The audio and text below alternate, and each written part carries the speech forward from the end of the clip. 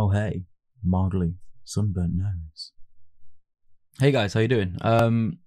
Looking at Stave 3 today, the first part. So, as before, I'm going to kind of break up each stave into around 3 parts. And the first part of this one is going to be page 45 to 52. So make sure you read that before you watch this. And here we go. So we get an important kind of point that we're halfway through. We're halfway through Scrooge's journey. Second of the 3 spirits. And we've had the past, and we've learned about Scrooge, and we've learned about why he is the way he is, some of the reasons of his characteristics and his traits. And we've got that background information now, and now it's about where to go from here. About, okay, well, that's why you are like you are, and then how do you act now, and what are you going to do about it, or what happens if you don't do anything about it. That's kind of the point of the three spirits. So in this one, we start off, as before, kind of he's in his bedroom, he's nervous, he's looking around, he doesn't know what's going on, he's waiting for the next spirit. And, we see kind of the reminder of the meta-narrative that Dickens is talking to us, because again, this is a story about us, not really about Scrooge, it's about changing us and making sure that we understand what's going on. So, when the bell strikes 1, nothing happens, and he waits, a certain amount of time. So he sees this light coming from somewhere. He doesn't really know where it is, and he realizes it might be from one of the rooms that kind of adjoins his bedroom. And he goes over to investigate, and he hears his name. And then we get this short, simple sentence: he obeyed. That he is completely. He recognizes the power now. If you remember how we dealt with Marley's ghost, yeah, there's more of gravy than of grave about you. How he dealt with Ghost of Christmas Past. He kind of, can you turn that light off that's beaming off the top of your head? He was much more aggressive, much more forward in the approach he had towards them, and now he's taken a much more submissive role. He's submitting to their power. Not fully, but he is obeying what they're asking. Okay? So he obeyed. Now, when he enters the room, it was his room, but it's a massive kind of transformation. This ghost has kind of completely changed the way it looks. So there's a lot of kind of sensory description throughout this kind of section of the stave, wherein there's a lot of colours, a lot of textures, a lot of smells, a lot of tastes, loads of different things, okay, that are meant to draw us in as readers and help us empathise with kind of the situation that's going on. So we get a kind of description of, the holly and mistletoe and kind of the Christmas decorations. And then we see there's kind of a throne that this ghost is sitting on. Like it's made of turkeys, geese, poultry, joints of meats, sausages, plum puddings, oysters, apples, oranges, pears, cakes, all these different kind of things. In this stave, there are the Cratchit family, who we've already kind of met one of their members because one of them works for Scrooge, Bob Cratchit. And the Cratchits have kind of famously become a symbol of poverty and the joy you can have despite poverty. You should remember from your context that Dickens, a lot of people believe, based the Cratchits on his own upbringing. He had a sibling that they had a nickname of Tiny, and the room that that they describe the Cratchits living in is very similar to the one that Dickens grew up in. It's kind of used as like a parallel between Dickens and the Cratchits, that this is what it was like for me. So this kind of throne of food, it's kind of foreshadowing the juxtaposition between Scrooge and everything he has, all the possessions, all the kind of monetary ability that he has, and kind of scope to kind of have a good life, and his misery, compared to the Cratchits having not barely anything, as we're going to see later on in the stave, but still being happy and being joyous and being kind of faithful and all that kind of stuff. Okay? So I think this is kind of what symbolises that the food is kind of representing the generosity of those who can give it.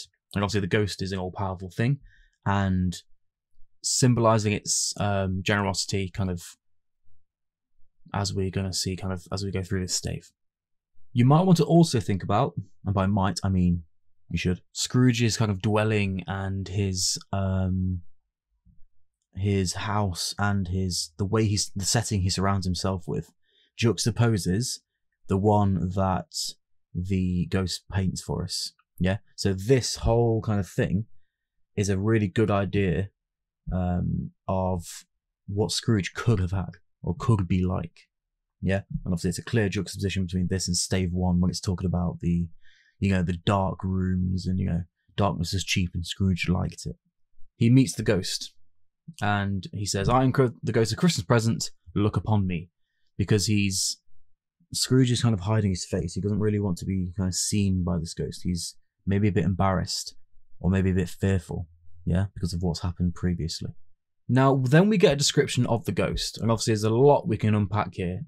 And I think you should do that. You should kind of definitely get some ideas there. The idea that he's got this bare chest and, he's not covering himself up. He's being open. Yeah, he's got this kind of bare-chested thing on where he's not hiding himself like Scrooge. Yeah, he's kind of the absolute antithesis of Scrooge. He's the kind of opposite of Scrooge. But the main point I'm going to take from this one is that he's got around his middle an antique scabbard, but no sword was in it, and the ancient sheath was eaten up with rust. Okay? So the idea there that it's symbolizing the kind of the goodwill and the peace on earth, yeah?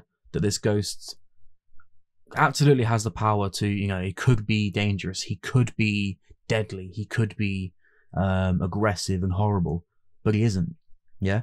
The ancient sheath was eaten up by rust. It's not been used in so long that it's actually rusting.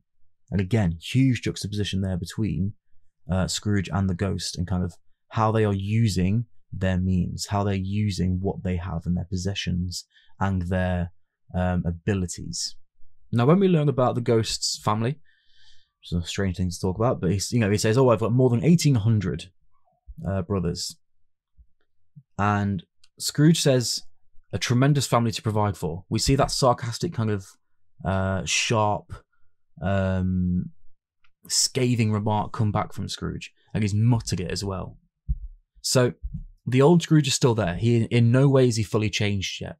Yeah, the old Scrooge is still present and is still kind of showing its face now and then. Yes, he is starting to change, but this is not the finished product. He's still muttering. He's still kind of making snarky comments. Now, later on, we get a description of obviously London at the time, and obviously we had one in Stave 1, 2, with the description of London with the fog and the kind of the fog going through the chink in the keyholes and all that kind of stuff. Now, at the end of this description, it says there was nothing very cheerful in the climate or the town, and yet there was an air of cheerfulness abroad that the clearest summer air and brightest summer sun might have endeavoured to diffuse in vain. So they're not entirely sure why. There's almost like kind of X factor, that kind of unknown feeling, yeah. But there's just an air of positivity and niceness, despite the fact that the windows and roofs are black and filled with dirt, and the snow's all dirty on the ground. It's kind of yellowy and horrible. It's got tracks in and all that kind of stuff. Despite all of that, there's still this kind of cheerful atmosphere, this cheerful aura still throughout London. Think about what that symbolizes, yeah? The kind of the innate joy and compassion of humanity, yeah? Dickens uses, these superlatives.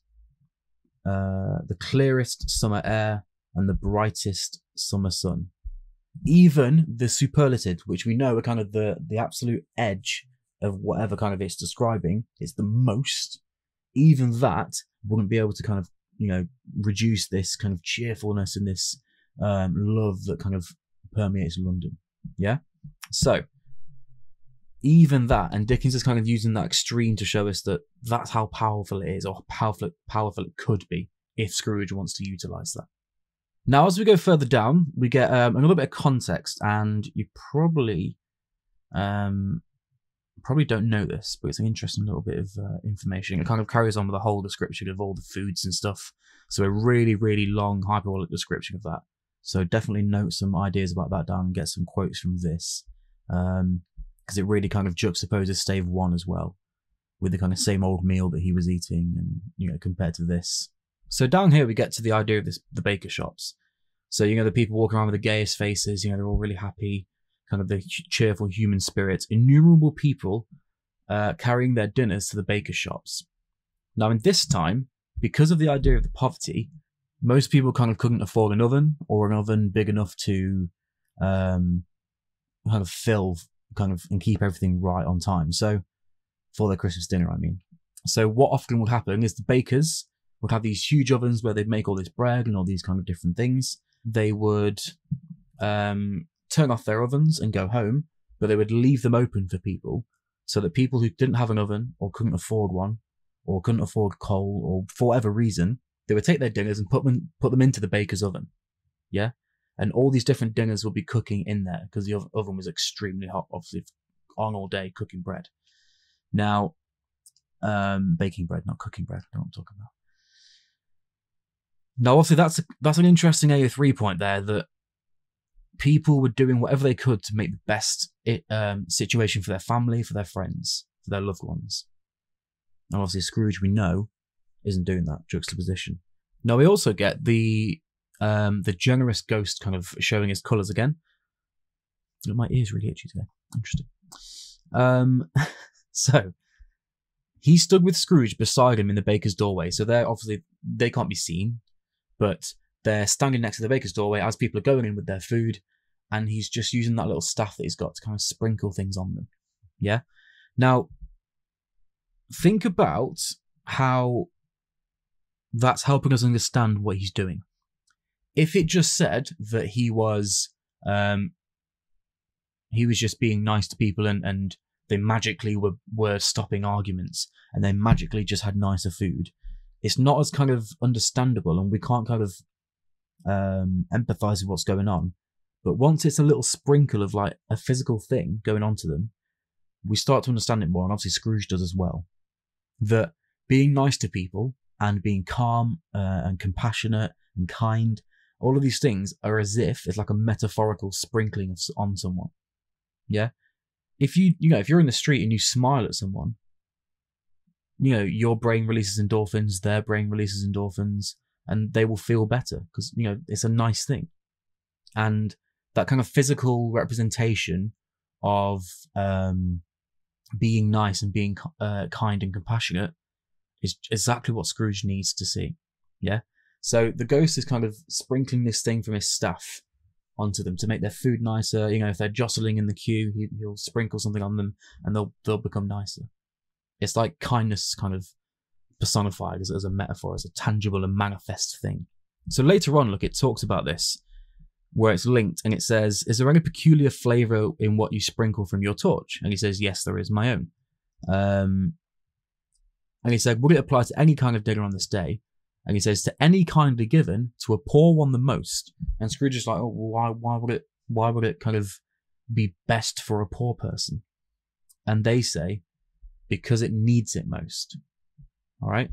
Now, obviously, that's a key point in the entire story, but to hear it so bluntly said is going to be kind of helpful for Scrooge and for us as an audience.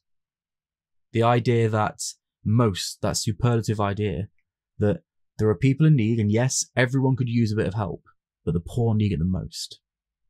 And there's also the idea of, the it, that kind of impersonal pronoun. It's not them, it's not you, it's not him, it's not her, it's it. As in, the poor is a thing that's kind of collective. It's something that needs to be helped on a whole basis.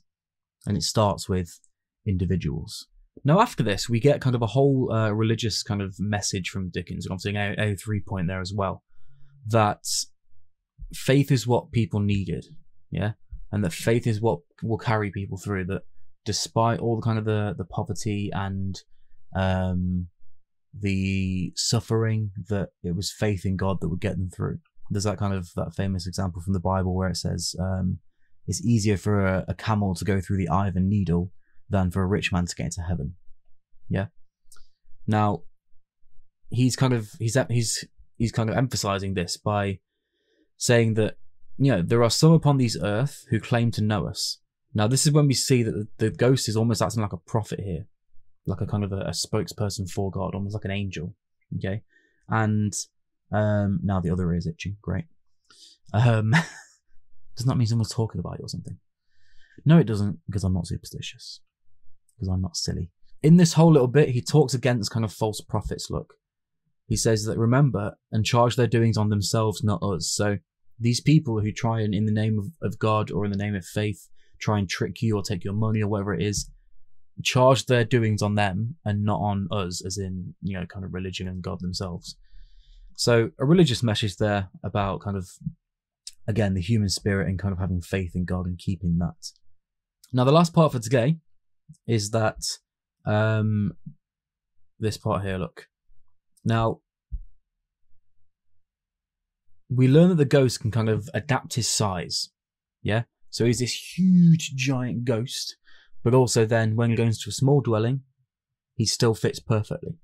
And obviously there's a symbolic idea there of, no matter where you are, faith can always fit, and kind of generosity can always fit, and goodwill and kindness can always fit into every situation. It could fill the grandest halls, and it could fill the smallest kind of shared room of an 8-person family. Okay? But it always fits, and it's always kind of completely and utterly adaptable. I think a good way to think about this is the idea of Santa. And obviously we all know that Santa's real. And, the idea that not just those huge chimneys that kind of really wealthy families would have had, not only can, Santa get down those, which obviously anyone could have climbed, but also the kind of the tiniest little chimneys on, the kind of tiny little tin ones that people had. Even those, Santa could get down because he was magical, yeah? There's the idea that no one's kind of left without. It doesn't matter the size, that Santa can still adapt and get through because everyone deserves this kind of goodwill and presence. Okay, that's about it for today. So, any questions, do let me know. And in the meantime, stay safe. Bye.